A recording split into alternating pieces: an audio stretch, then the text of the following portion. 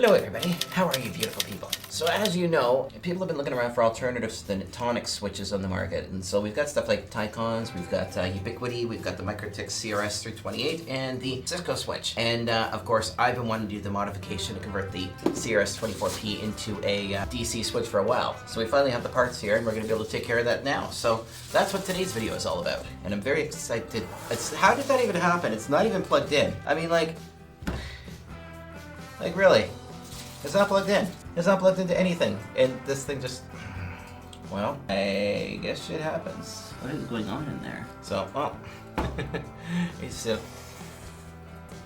yeah, that's not even plugged in, but I guess, you know, it could be potentially a grounding issue that might have actually caused this, because, you know, you have to be very careful with grounding with the tonic switch, right? Well, at least we've got the other one here, and I think this one's still fine. I don't think there's anything wrong with this one here. All right, well, that was odd. So, anyway, we have extinguished it, and now shall just keep it here for the remainder of the video. So, anyway, as I was saying, I've been very excited to actually, like, start working on the CRS 328 24P and convert it into a DC switch. Why is this not fucking working? I'm gonna lose my shit. 2,000 years later. That was eventful.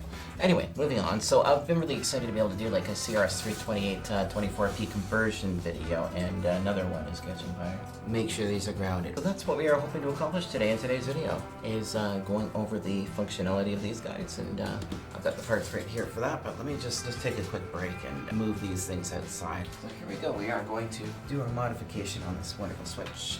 This CRS 328 24P. Very excited. So let's tear it apart first and see what goes on inside of it. I need a screwdriver, I guess. Just get inside.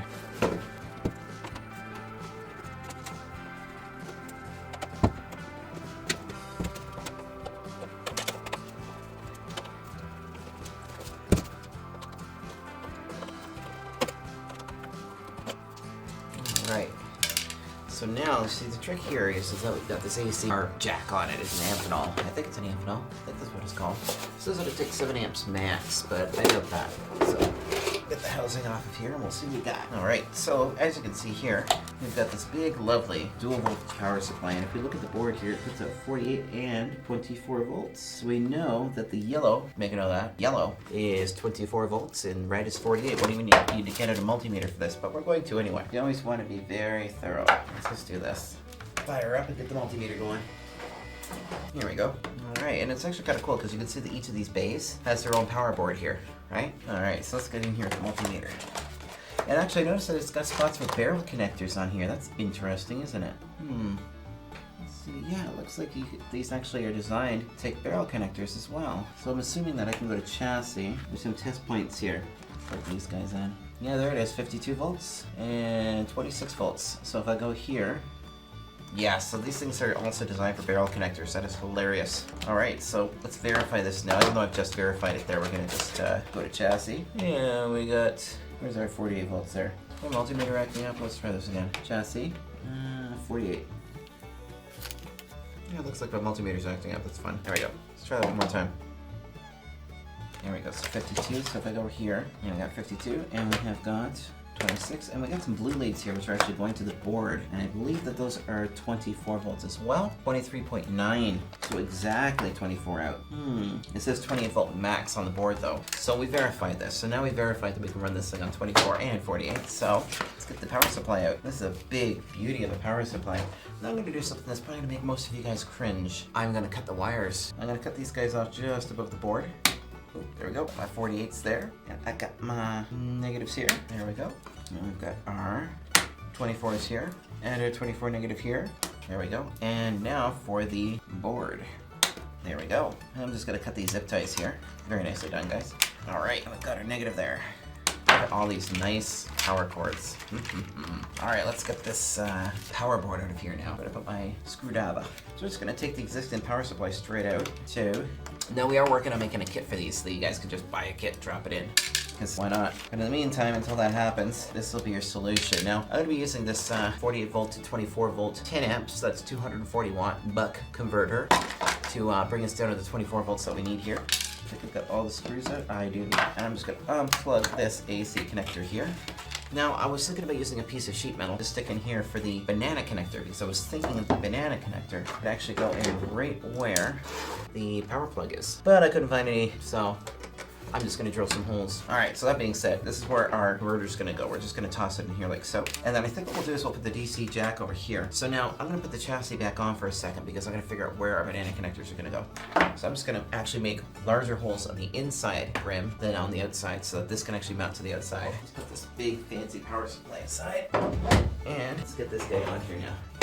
Here we go. Okay, so we're just gonna make sure this is seated properly. And it looks like it is. I'm just gonna put a couple screws in here just while we do this. There. One should be good enough. All right, here we go. So let us now mark where this is gonna go. Let's see, so I'm just gonna, right here should be good. Here we go. All right, so there's our marker there, and I'm just gonna use, I need a spacer or something so that I can make sure that this is right in the middle where I want it. So this is, why am I not using metric? Metric makes more sense, it's so much easier. So 4.5 approximately, which means that we want these at 2 1/4, 2.25. There we go. It doesn't quite look right. Double check. Right there. There we go. So I'm just gonna make my little marks now. Okay, there we go. So now I can drill some holes. So I'm just gonna take these little brass connectors off here. Now, I got these off of Amazon. Actually, I got like a 20 pack for something like 14 bucks or 20 bucks, I can't remember. But I will try to find all the parts that I used for the video and put them in the description below. All right, so first things first, drill a couple of small pilot holes. All right, where is my cordless drill? I know I had it around here somewhere. There we go. That's the stuff.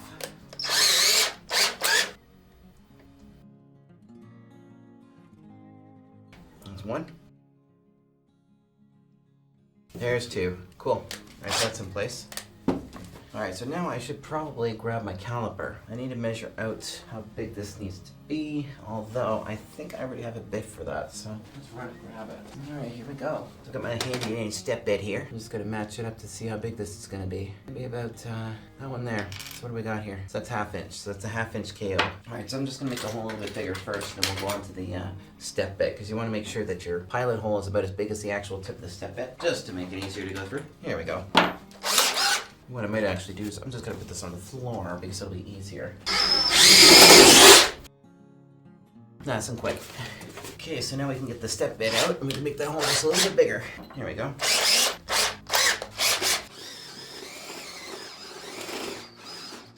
There we go, so 1/2 inch. There we go, so that's 1/2 inch right there. And yes, it fits perfectly. So now that I've got these guys, I need to get rid of all the metal inside of this so that we don't blow our switch up. There's gonna be a lot of metal filings on the floor after this. Here we go. So what I should actually do is grab a broom too. There we go. Get all those little filings out of there. I'll just put them over here. There we go. Okay, we're good. So now on the inside here, we need to make these holes just a little bit bigger so that when we slide the case together that this will go through. So now the catch here, we have a minor issue, is that this is a plate, right? So we actually need to make this big enough that the plate will actually fit in it, which means that we're gonna have to drill these, we're gonna have to collapse the holes basically, right? So in doing so, I'm gonna have to hit it with a step bit again, but this time just really max it out, right? All right, so that should be big enough now. That should pass right, it should almost actually. So now I'm just gonna trim out some of the steel. I'm just gonna put my little nippers here.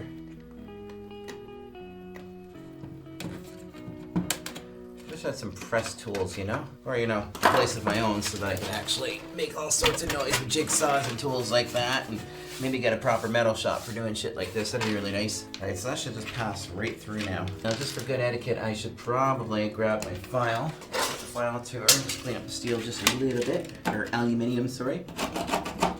There we go. Go front here. So with all that being done, my connector should go through now. Let's just put this guy aside for a second. And we shall now grab the back of the case here. And we can now deburr these. An easy way to do that is I usually just take the step bit, pop her off, and just pop her in and just give her a little thumb turn. There we go. I'm just gonna take the file to it now. God, I love these banana connectors, man. They're actually pretty handy.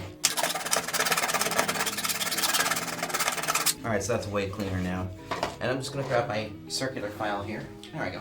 And this one should work really well. Just to get rid of burrs. Okay. So we've got our holes. I can see through them. The nice thing about holes is you can put things in them, and everybody likes to do so. Holes are awesome. All sorts of fun shit with them, right? I'm not wrong, right? Alright, so see, this has to go in like so, and then we pop her through like so. And the nice thing is that when you line these holes up perfectly, they'll actually hold each other or hold themselves in place, which is actually kind of handy. So now I can get all these little washers and stuff. Oh, you know how tempted I am just to dump this out.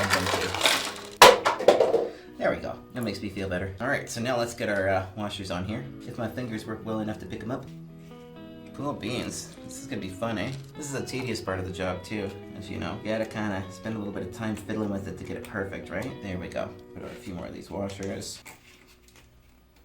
And now we can put the little lock bolts on, or nuts. Now the cooler thing about these things is they have the plastic spacers in them. That's why the holes are ½ an inch in diameter, is because when you put these on here, the plastic actually locks into the chassis to make sure that the bolts are actually centered so that they don't short out, which of course we can test that, which we'll do right now just before we crank them on. So I'm just gonna change range on here.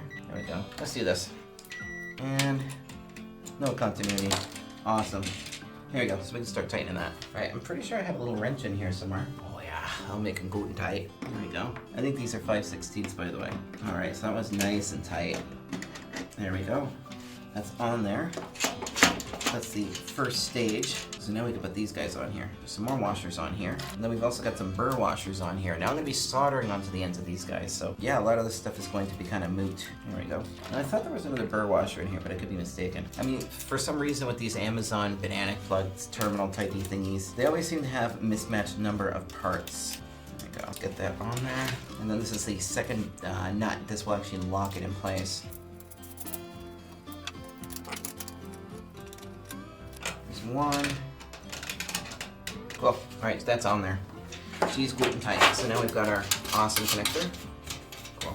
Now let's just verify that she slides through nice and easy. Nothing like trying to force something into a hole that's not big enough. You know, that's how you damage things, right?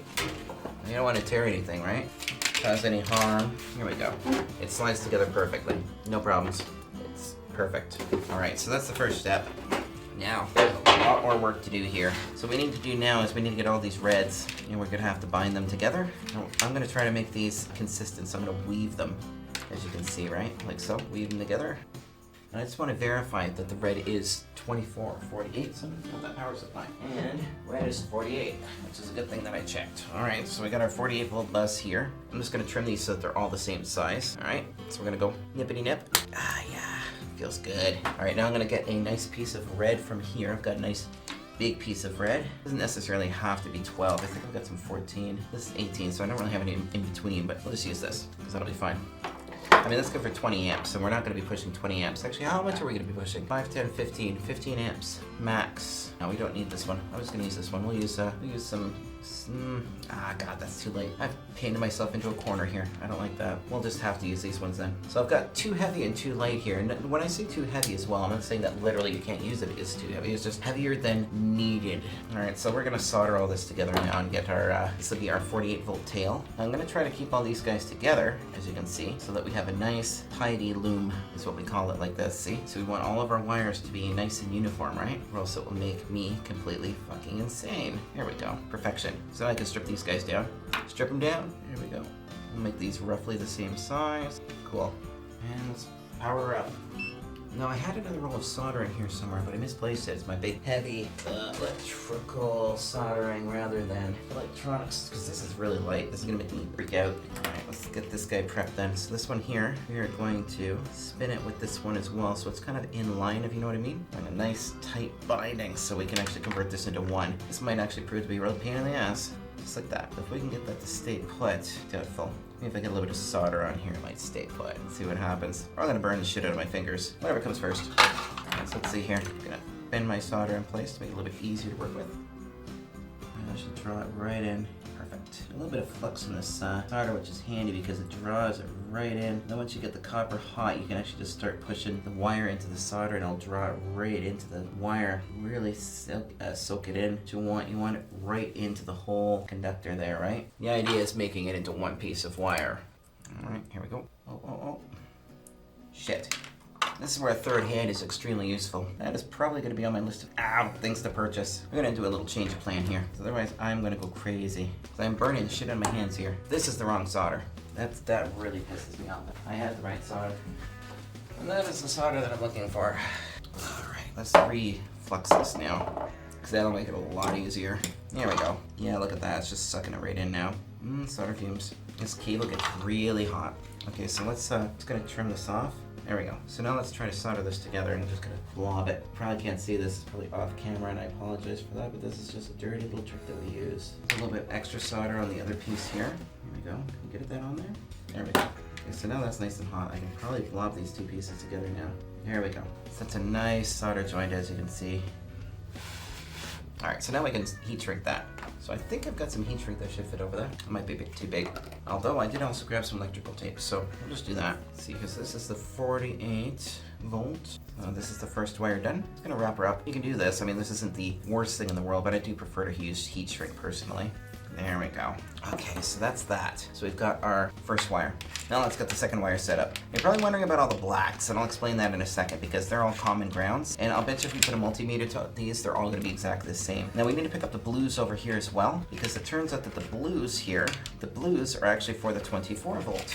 So we want all of these to be bound together, right? So we're gonna take the blues here, and we're gonna take all the yellows, and I'm just gonna stretch them, and we are going to wind them together. We're gonna make another loom, basically. We're gonna loom the wires, make it into a wiring harness. That's another terminology for it. There we go. That being said, I'm gonna wrap a little bit of tape around that to fix her up. Alright, just bind these two together so that it'll just make it easier to work with. I'm gonna pull that nice and tight as I wrap it, right? Cool, there we go. So we've got these guys now. Now I'm gonna just trim these off so that they're all nice and consistent so we can do this again. There we go, we've now got a small overhead light here for the top-down camera, but the battery just died on it, so I'm gonna have to work on power for that as well. It's work in progress, as you know. Okay, so we're just gonna verify yellow is 24 volts, and blue is 24 volts. So now we will bind these together. I'm just gonna strip all these guys. I guess you can really tell when I'm focusing, right? Or when I'm tired, because it's like, I'm not quite as silly. I try to be silly. I try to be, because you guys like it when I'm silly. You like it when I swear. You won't watch my channel if I don't swear, but guess what? I'm not allowed to swear. Lovely, eh? Maybe one day I'll be able to make a solid living off of YouTube. That'd be cool. They definitely don't make it easy. Here we go. So we're gonna get some, I'm gonna throw a little bit of flux on here first, actually. I love flux. It just sucks the solder right in. Here we go. So here's a little soldering tip for you, is that when you're soldering, once you get the surface wet with solder that you're working with, it contacts the tip a little bit better because it binds them with the wet solder, and the heat gets through a little bit easier, right? And you typically use the solder on the tip to bind it to the material that you're soldering to, and then when you touch the solder to that material on the other side, the heat will draw solder into it, making a very lovely connection. And I want to make sure that I saturate this, because I'm going to do the same trick over here that I did over there. Now, because we're working with a lower voltage bus here, the 24 volt, it's actually going to use more current. Keep that in mind. But actually what I'm going to do here is I'm actually going to take a little piece of, I don't have the right size heat shrink, sorry. So I'm going to take the out on this, which is 24 volts here, and I'm going to connect it to this. Let's do this. Alright, so I'm going to strip off a little bit. See, I'm all over the place here. I'm crazy. Let's take that. And we are going to solder this to this, and then we will bind it. I'm just gonna treat it. So this is the converter. So the idea here is that we're actually gonna run this on a 48 volt plant. So we're actually gonna connect this to a 48 volt circuit, and we're gonna down convert internally to 24 volts. Now if we were running this at a 24 volt plant, it'll actually use twice the amount of current, but we would then need a boost converter. Okay, does that make sense? Here we go. So I'm just gonna get a big blob of solder here, and I am going to solder these together like so. Once we get them wet, they will bind. This is a trick that you can use if you can't get all the wires together. There's other ways to do this, but this works, trust me. You just want to make sure that it seals all the way around on both sides. Otherwise, your connection is going to come undone. Hot. Alright, so that's good. We've got our out. So now let's tape this up. Now you know that I'm a stickler for fuses, right? So I think what we're going to do here is I'm actually going to put a fuse in line with the 24 volt DC output, and we're going to use that. This is a perma fuse, by the way. This is one that you don't set up to change. It's in here to prevent any kind of major issues. So there's a couple of ways that we can do this, actually.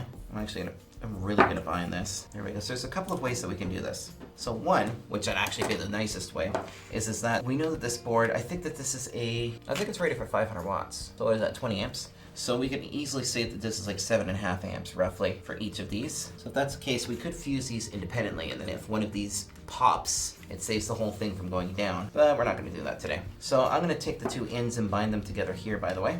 What I should actually do, I should break this one. That's poor foresight on my behalf, right? I am not recording anymore. Isn't that fucking great? I fucking hate my cameras, man. I wish I had more money. So I don't know when, but my floor camera here just stopped recording. So whatever you guys missed, I'll do a quick recap. Okay, so I've taken the 24 volts, bound them together. Most of the work I'm doing right now is on top down. So you're probably gonna see that anyway. You probably won't even notice that you lost that. But anyway, I'm just taking the input for the 48 volt lead here, and we're gonna bind this in with the 48s here so that they're all tied together, okay? That's the idea, because we're gonna have the 48 come straight in basically and bypass. Like it's gonna go past this buck and it's gonna connect into everything else on here. So I'm just gonna use this wire here to sort of bind all of these together. So I'm gonna very politely, smoothly connect that onto there. Give it a little bit of solder. God, it drives me nuts.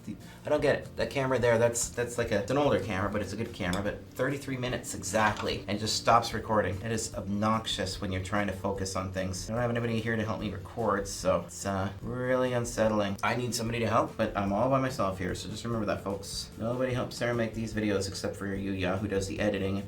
Yeah, that's it. There we go. Alright, so there we go. We've got our 48 volt bus. We've got our 24 volt bus. It really is that simple. With these guys right here. Now I'm going to tape all this stuff up to make sure that obviously it's not going to arc all over the place. Okay, there we go. And because this is the higher voltage bus right here, I'm just going to put a little bit more tape on it than the other one. They both got a lot on it. Okay, there we go. Cool. So we've got our 24 and 48 volts. Okay, so this is the in for the whole switch right there. And then here's our negative. Now these guys are actually bound together. I'll show you. This is kind of cool. And by the way, before we do that, I'm going to have some MRL. Alright, so watch this. We're going to get the meter going here. And I set it for continuity. There we go. So we're on continuity. I always test them first, because I never trust these idiot multimeters. Now watch this. See? The negative is a pass-through. Now I'm going to show you something else here. So if you look at all these guys here, we're going to do this on the power supply though.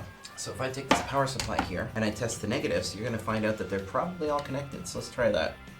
Alright, so those are connected. It looks like the 24 volt for the board itself is isolated. That is very interesting. That is very interesting. So there's like a separate little power supply here specifically for that. So that makes me feel like we should actually put a diode on there, a blocking diode just in case. Although what I should actually do, let's power this up and see if we have any voltage differential across the board. All the leads are isolated because they're trimmed, right? So I can actually just drop this in right where it was and we can power it up. So let's do that. That's interesting that they've got a separate power supply specifically for the operation of the actual brains. Alright, so let's just verify everything's happy. There we go. Okay, so we've got our 48 volt. We've got our 24 volt. Set the 24 volt out here. Is there any voltage differential? So we should be okay. We should be okay. Alright, so now that we know all the negatives go together, we can bind all the negatives together. Alright, so let's do that. So I'm going to take all the negatives here and I'm going to pull them over top. They're going to go on top now, just like the other ones did. So all of our negatives go on top. This power supply is going to go out of the way, and hopefully I don't zap myself. So these have capacitors in them. Got all of our negatives here. I thought I just pulled these over top. There we go. We're going to pull these guys across like so. There we go. And there's all of our negatives. So here's our positive bus right here. And here is our negative bus. Negative. And we're going to take these ones here as well. All of them. All of them are going to go together. This is a ton of friggin' negatives. Now, you probably don't need to put them all together, but we're going to anyway. Alright, look at that beautiful wiring harness. Look at that. Isn't that sexy? Sexy. Ah, yeah. No, sorry, let me be more subtle, less savage. This makes me moist. Alright, so we are going to bind these. And I'm going to actually wrap these a little bit higher because there's a shit ton of cables here. And I want this to be easy. There we go. Okay, there we go. We got our negatives bound. Now we can trim these so that they're all the same length. And now we can solder them, just like we did before with a great big fat negative. Something which I'm going to note now is that we've got one of these full bridge rectifiers, yeah? To quote my hero, Midi. And so this guy is going to do polarity correction here so that we don't have to worry about anything going tits up. Because if you accidentally hook up these guys with reverse polarity, they'll fucking explode.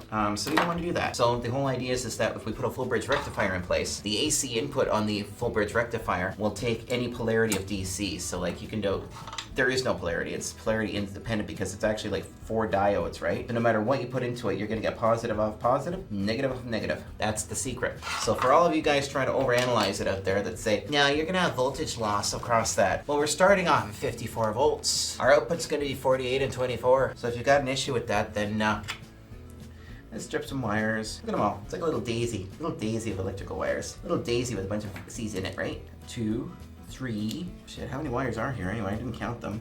4. I'm gonna trim that one up a little bit more. Gee, I want them all to match up, right? You want the strippings to be about the same length. There's 4. Looks like we've got 8 here. Gotta strip 8 of these guys. Strip the jackets right off and expose their core. There we go. Alright, look at that size of the girth on that. That's a fat boy. So now we're gonna get these guys prepped with it too, right? Because we got a lot of negatives here. So the buck converter, well, these converters obviously need negative because that's what helps run the circuit internally. Because these guys here have a little bit of, I wouldn't say intelligence, but they have functionality that requires the negative rebalance. So we're gonna get that in there too. So, Jesus, look at all of those wires. That's 10 wires bound together. I think this time I will actually be able to use a larger piece of heat shrink on this. Yes. All right, so let's get this soldered up. So I don't wanna move this at all because there's just so many fucking wires here that if I do, it's gonna go just loopy. Turn up my temperature just a tiny bit. And let's start feeding the solder in. It's gonna take a lot of solder. I should have actually brought my blowtorch in here. Sometimes I do that for situations like this. Ah, the smell of summer. Look at all the solder she's eating up. That's a ton. Yeah, that's a lot of solder on there. All right, so now we're ready for the negative lead, which I believe I've cut already. It's right here. And we'll just flop that on there. Make a nice big blob of solder here. It's another situation where my torch might actually come in really handy. If both surfaces hot at the same time. Kind of like slinging glass, you know? That's an art form as well. There, that's nice and bound. That's a nice soldered piece of cable. It's all joined together. That's a good solid joint. There's blob on both sides. It's basically adhered all the way around. There's still a lot of smoke in here from that bloody switch. Pain in the ass. Okay, so that's all prepped. So now we can tape this guy up. Now, something which I wanted to show you as well is that we can actually fuse these if you wanted to. Now, if you notice inside the power supply, there's not necessarily any fuses on the DC side. They're all on the AC side. Well, what you can actually do is you can get these automotive fuses and solder them in line. It's a very handy thing to do. I'm gonna bind this now, especially while it's still hot, because it makes it take nice and tacky. I'm gonna spend a little bit of time on the, there we go, just like that. Oh yeah, that's hot. It's burning my fingers well. Feels a good kind of bad. There we go. So now we've got our 2 inputs. We've got 48 volts coming in. So we've got red and black. You see what I did there? Or you could say poppy and black. There we go.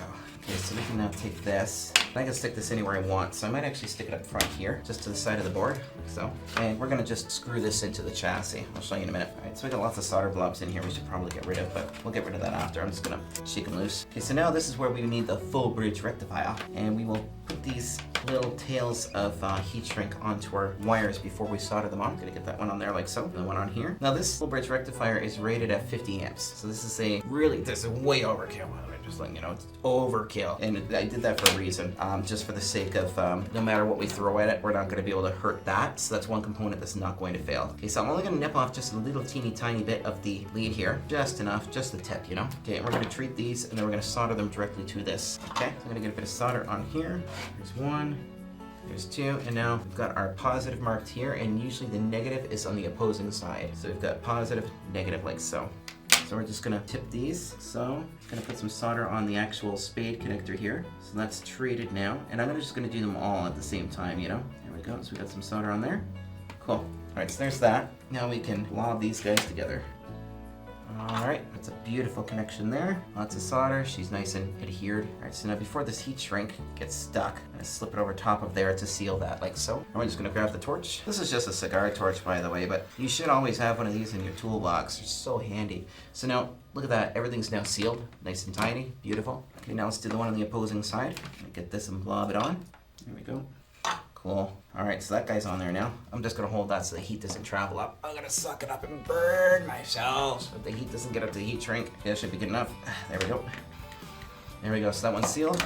And now we can put the 2 input leads on here. So what I'm gonna recommend for this is we might actually use some spade connectors for this because we want to be able to take the chassis off. We could do it that way.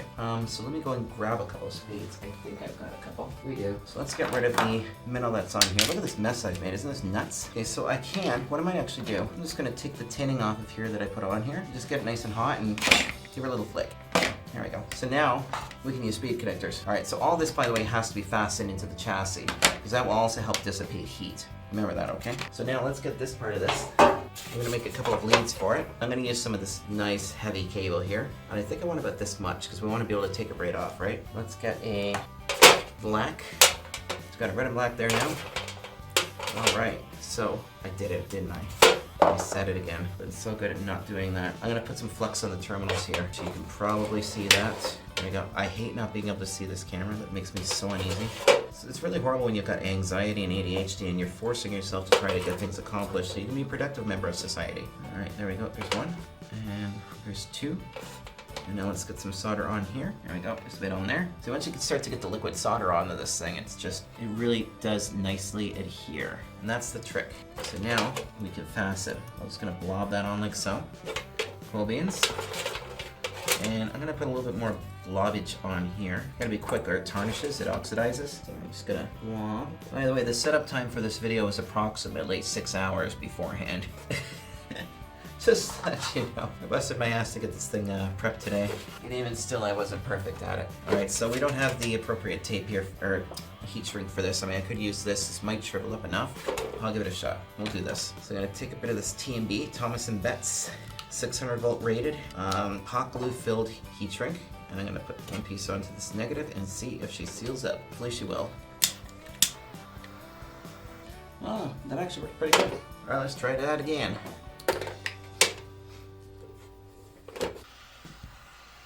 You know, I'm gonna just push this out a little bit because it kind of slipped a little bit. There, I think I got it. That's hot. Alright, so that guy's sealed now.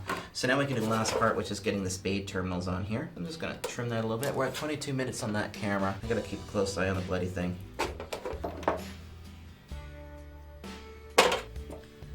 There we go.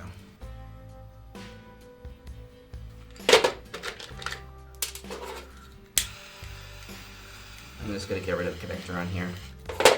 These are trash anyway. Little yellow things. Ugh. Alright, so we got one.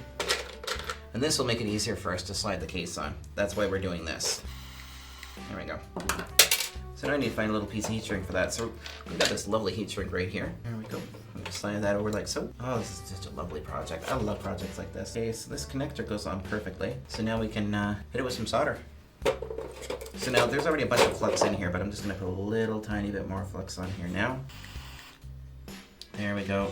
So there's one. That's our negative. I'm gonna pull up the heat shrink fast so I can get it on there. And it should shrivel up around it. Okay, so there's one connector, one spade. One spade. Ha ha ha ha. There we go. I'm gonna trim this one just nip. Boop. There we go. 25. Let's heat shrink on here now. Oh, that's hot. Shit, too hot. Right, so this just shriveled up, so now I gotta get a pencil or something in here. It's stretchy. There, now I should be able to get it on there. There we go. Perfect. Okay, so now I will demonstrate how this is supposed to go together. So the concept here is that we can now put these wires through, like so, and this should all go together. But there's still another part here. We need to anchor this because this gets a thermal dissipation from here. And this doesn't really need thermal dissipation, but you know, we're still gonna anchor it. I mean, it is a heat sink on its own, and I doubt that we'd ever push this thing hard enough to actually need it to do that. So let's get rid of our metal waste. Oh, this is gonna be a fun time to clean up later. All right, so I'm gonna grab a little bit of thermal compound. Okay, so I've got my thermal compound here. First things first is I don't really want to restrict the airflow here, so maybe I'm just going to move this over like so. I think that'll be fine. The wiring harness will feel a little awkward, but whatever. Then I can put this one like so. Now the air current's going like this, so I should actually try to keep this like so. And then we can put the, yeah, that binds the wires together, but I mean like, there should still be enough airflow. So like that. There we go. And so this guy here, we're gonna mark this.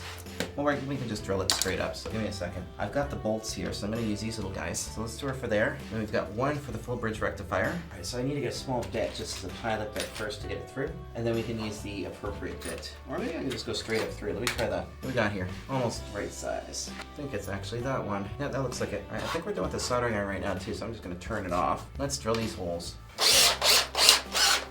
Here we go. There we go, that's two. I should be able to pop these guys through. Now, I used some tapered heads on these, but some pan heads would probably be a better option, to be honest. I should be able to thread these guys right in. I'm just gonna ream this slightly. Try not to make a lot of noise because it is actually getting late. And I'm actually running on a bit later than I was expecting to while recording today. That's because time got away from me, as it typically does on a Saturday. I have a different step bit here, but this one just might do it. There we go. There's that. Now let's check and make sure that these bolts will go through. Success. Works. Let's clean all the filings away from here, and now I'm going to show you something. So I'm going to show you a little trick here. So we've got the screws through. Now you don't have to do this, but since this is going to be contained inside, and this probably won't get hot. It's not going to get very hot because it's not going to be working very hard. But we're making sure that the fins go in the direction of airflow, and we're going to put a little bit of thermal compound in here to conduct to the chassis. So I've got some thermal compound right here. We don't need a lot. Let's put a little daubage on here like so. But you never thought you'd see me using thermal compound. Alright. Well, of course it doesn't perfectly line up. There we go. I'm a very doom and gloom type person, but if you knew me and what I've been through, you'd understand. Nothing typically goes the way you want it to. That's just life. And the whole concept is to adapt as best you can. Alright, there we go. So we've got that. I'm now going to get our little bolts on, or nuts on here. Actually, it looks like the nuts are going to be tight enough that I can actually thread them on like so. Cool beans. Oh, where's my red Robbie? I should have a red Robbie in here. It's the one bit I don't have. That's odd. I usually... Oh, there it is. Red Robbie. Here we go. Get that bolt on there, or a nut. Man, let's get the other one. Just a little tight, actually. Oh, yeah. Perfect. So this has some thermal compound on, and as you can see, it's now conducting to the chassis. And now for the last part, and that's the full bridge rectifier here. So we just need to pop a little hole here for that. And they're almost ready to test it out, so that's going to be pretty cool, eh? So of course I am not going to do this over my bench. So I'll pop a hole in my bench. There we go. Here's that. And then I'll ream that out just a little teeny tiny bit, and we should be good to go. Alright, and with this again, these guys are actually designed that they should be thermally coupled to whatever surface they're there, unless you oversize it to the point where it won't actually produce any heat. So I'm going to grab this guy right here. Alright. Oh, that's so close. So exciting. I hope I'm on camera still. Here, I'm just gonna get a wrench on that for a second, just so I can really tighten her down. Not too much, but you know, just good and tight. Ah, there we go. All right, so that's in there. So I'm gonna give her a little shake. Shake it like a dog. All right, so that gets most of the steel filings out, or aluminum filings that are all over the place here. And there. Here is a pretty cross section here. And just in case this camera shit out, I say. So we've got the 48 volt bus here, red, 24 volt bus here, full bridge rectifier, and everything's in place. We've got the buck converter there, and the higher draw, the higher wattage loads are going to be the 48 volts anyway, so they're direct. I'll explain that in a minute though. There we go. We can now test this. So let's try it out and see if I don't set it on fire. So we're going to put our cables through here. Now here's the funny part. It doesn't matter where on this rectifier that you connect these bay terminals because we're going in through the AC side. So realistically, it's a moot point actually going red and black off of this, but whatever. Now I should be able to guide these wires through like so. Oh, I hope this works out. There we go. So now I can slide it. Just gonna tilt it forward like this because then I can guide the wires in. There we go. Now, I'm just going to pop a couple of screws in it just for the sake of testing. So I'm going to pop this red Robbie bit out. Go back over to the appropriate Phillips. Oh, that's not the appropriate Phillips. My hands are rolling on. I think that is the appropriate Phillips. Alright, and this is now unneeded. So now, let's power it up and see if she doesn't explode. I have a 48 volt DC power supply in here. It is right here. This is current limited for our safety. Alright, here we go. I hook her up and hope for the best. There we go, so she's hooked up now. Let's feed it some power. And she's booting up normally. That's all there is to it. Neat, eh? That's it. She's good to go. What's really funny is I've got a video coming up where I'm going to load test a lot of these PoEs and stuff to see what they're capable of. But yeah, that's it. All that there is to it. So this is now a 48 volt DC in switch. And check this out. You can hear the fans on it, right? Okay, here's our positive and negative. What happens if I put positive under negative and negative into positive? Cool, eh? Yeah, she draws a lot of power to fire up the caps, but that's what the full bridge rectifier does. So with the full bridge rectifier, these two here, see how it's just got a red pin that marks positive? Because they're always crossed. So you've got positive, negative, AC, AC. So it doesn't matter what goes into either one of these. Positive comes out there, negative comes out there. That's the beauty of this. And why do we want something like that? It's because if a rookie hooks something up backwards, they're not gonna fry it. This also creates a sort of isolated state as well, technically, but that's also a false sense of security because ultimately the internal power supply also helps determine that as well, depending on what the chassis voltage reference is, whether it's reference to red or reference to black, positive or negative. Now, as far as currents are concerned, so I was going to get to that. So the lower voltages, if you've got a 24 volt port at 1 amp, it's going to be 24 watts. If you've got a 48 volt port at 1 amp, it's going to be 48 watts. Now, typically in that scenario, you're going to see that the 24 volts is actually going to draw less power. So that's one of the reasons why I like running these switches native 48 is because, well, the 48 draws more power, so you can go straight in. And with the buck, if you've got 24 ports on here, each drawing an amp. That's like theoretically 24 amps. That's if you're using all of them at the same time, but chances are you're not going to be using that. So this guy has a 10 amp converter in it, 24 volts, so that's going to give us 240 watts. 240 should be more than enough for most of the 24 volt stuff on this. If you need something bigger, they make 300 watt ones so you can put in these as well. But I know for my purposes that most of the equipment that we're going to run is 48 volts. So that's it. That's the conversion.